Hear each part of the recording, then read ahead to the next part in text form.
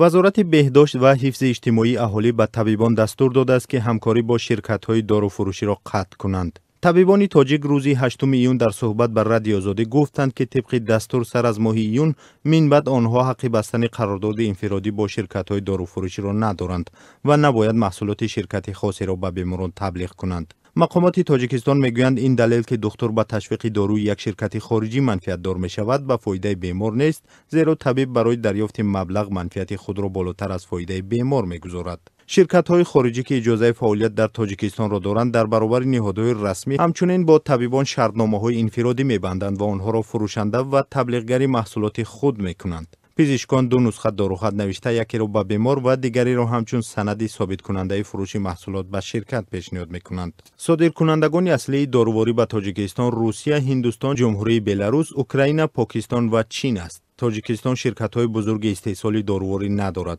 تنها 27 شرکت خرد به تولید چند داروی ساده مثل گلوکوز، متروگل و ویتامین‌های گوناگون قادرند که در بازار داخلی مصرف می‌شود. سلیم عبدالعزیز، سردار ریاست فارماسیا و مال‌های طبی وزارت تندرستی روزی 8 ایون در شرح دستور نو بر رادیو آزادی گفت که پس از قوه قانونی گرفتن کدکس تندرستی تمام همکاری‌های طبیبان با شرکت‌های فارماسیوتی تبلیغ محصولات داروواری آنها منع است. او گفت تمامی همکاری‌ها طبیبانه، یعنی هم ورچه که گفته طبیبانه با شرکت‌های فارماسیوتی این گرفتن توفای سیاحت رفتن یگان چیزی که اونا بسته علمی باشد، یعنی دادن توفا به مثل دارو و مثل دیگه چه هم امین کودکس من کرد. سریمونی از امین بود همکاری و امینا ورم خورد. کودکس تندرستی تاجیکستان روز 3 ایون سال روان در نشریه جمهوریت نشر شد و قوه قانونی گرفت. بر اساس کودکس نو طبیبان و شرکت‌ها را برای چنین همکاری تا 8000 سومانی جریمه تهدید می‌کند.